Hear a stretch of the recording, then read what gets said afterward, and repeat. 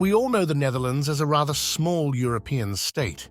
In the EU, it currently ranks 22nd, and even the neighboring German federal state of Lower Saxony is larger.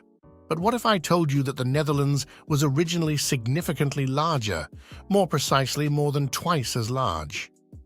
For Belgium and Luxembourg were not only part of the United Kingdom of the Netherlands, and if you also include the mighty colonial empire, it was a true superpower. But why was the Netherlands originally so large?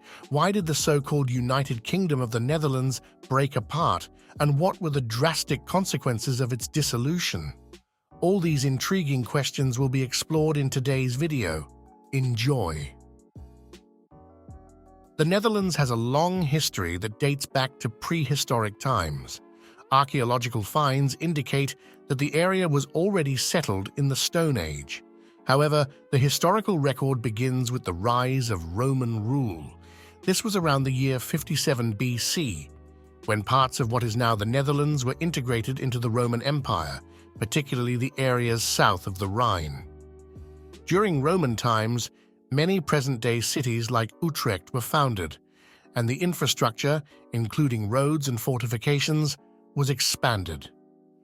Christianity also found its way into the region, primarily through the missionary activities of saints like Willibrord.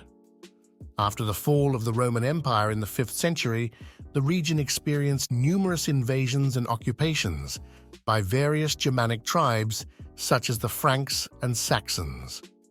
Over time, various smaller feudal states and territories formed, from which later the 7 provinces of the Netherlands emerged. The Middle Ages then became a time of change and growth for the region.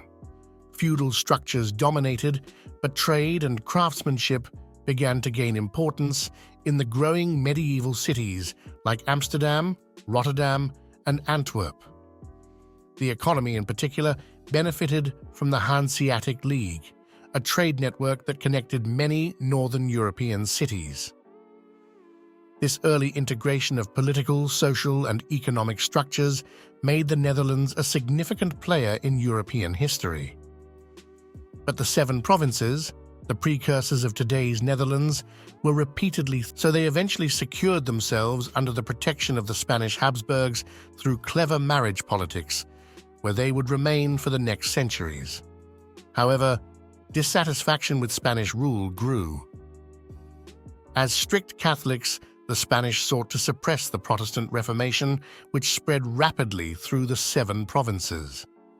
These religious tensions culminated in political and social conflicts that would go down in history as the 80 Years' War. Persecution and inquisition of Protestants began, increasing the desire for independence. Led by William of Orange, who is still considered a national hero today, a decades-long war for independence began. Meanwhile, the Union of Utrecht was founded, in which the dissatisfied provinces joined forces to free themselves from the Spaniards. Together, they not only succeeded in liberating more and more cities from the Spanish, but also dealt a significant blow to the Spanish Armada with the help of the English. And so in the year 1648, with the Peace of Münster, a peace treaty with Spain was concluded, in which Spain recognized the complete independence of the Union of Utrecht. Thus ended Spanish rule, and the new state was from then on simply referred to as the Netherlands. Independence paved the way for the most remarkable era in Dutch history, the so-called Golden Age, which lasted from the late 16th to the early 18th century. During this time, the Netherlands experienced a flourishing in art, science, and trade. Not only did painters like Rembrandt or philosophers like Spinoza become known throughout Europe. Economically, the Netherlands were one of the most powerful nations in Europe. They established global trade networks and founded trading companies like the Dutch East India Company, which conquered vast territories not only in Asia, but also in Africa and America. This economic wealth was particularly reflected in the urban centers of the Netherlands, especially in cities like Amsterdam, where opulent merchant houses and public buildings were erected. Another important aspect of the Golden Age was religious pluralism. Although the Netherlands were predominantly Protestant, they granted relative religious freedom, allowing Catholics, Jews, and other faith communities to practice their religion. This tolerance attracted many immigrants from across Europe, contributing to the country's cultural and intellectual diversity. However, the persistent wars on the European continent revealed the limitations of the small country. It was repeatedly threatened by the French and was militarily clearly inferior. To ensure its own survival, the Netherlands repeatedly joined other alliances or tried to remain neutral in conflicts. This initially worked very well, but with Napoleon, it soon became clear that this would not be enough. In the year 1795, the French invaded the Netherlands and established the Batavian Republic, a client state of France. In 1806, Napoleon completely occupied the Batavian Republic, and his brother Louis turned it into the Kingdom of Holland, which was later made into a French province.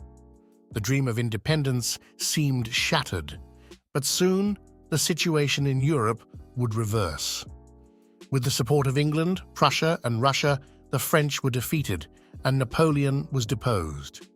As a result, the Netherlands regained its independence.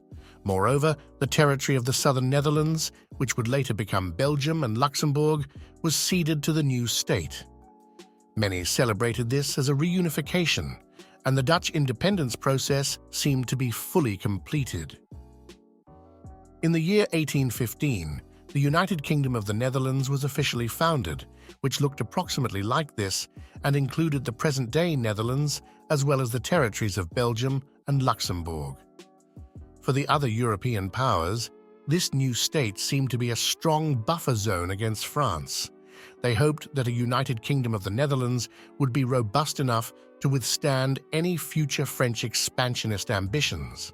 And in the Netherlands, many hoped that the union would lead to a revival of the old golden times and further expansion of their colonial empire. And the state did indeed appear very powerful. For the south, which is now Belgium, was industrially advanced, while the north was one of the main trading centers with the most important ports in Europe. In theory, therefore, the combination of the economic strengths of the north and the south could have formed a very powerful economic unit. And territorially, the Netherlands were a powerful global player through their overseas territories.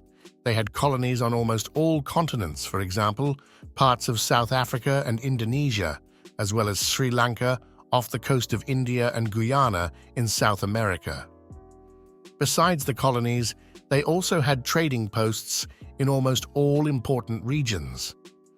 However, despite the political union, tensions between the northern, predominantly Protestant and Dutch-speaking part and the southern, predominantly Catholic and French or Flemish-speaking part were high from the beginning. These tensions were exacerbated by the centralist government under King William Wentland, who attempted to economically favor the north and promote the Dutch language and culture throughout the realm. These tensions culminated in 1830 in the Belgian Revolution, during which Belgium declared its secession from the United Kingdom of the Netherlands. This led to street battles between insurgents and royal troops throughout Belgium, especially in Brussels. The Dutch king tried to quickly suppress the rebellion militarily and advance into the south. Some cities were briefly recaptured, but overall, there was a lack of a coherent military strategy. Additionally, international pressure on him eventually became too great. The other great powers recognized Belgium's independence and pressured the Dutch king to do the same. Although it would take a few more years, in the London Treaty of 1839, he officially acknowledged the secession of the southern part of the country. The dissolution of the United Kingdom had long-term effects on the Netherlands.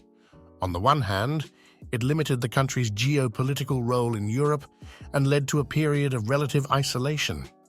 On the other hand, the separation gave the North the opportunity to further develop its own national identity without the complex tensions that the union with the South had brought. We see how divided Belgium still is today. From then on, the Netherlands mostly remained neutral, as in the First and Second World Wars, although they were still invaded by Germany in the Second World War. But one question remains. What happened to Luxembourg? It was divided with Belgian independence, with a large part joining Belgium. The remaining part, which corresponds to the territory of present-day Luxembourg, became independent but initially remained in a personal union with the Netherlands. Only when Dutch King William III died in 1890 without male heirs did the personal union break, and the next relatives, the Dukes of Nassau-Weilburg, took the ducal throne. Luxembourg was now fully independent. So now you know why the Netherlands lost over half of its territory and how the three present-day Benelux states came into being.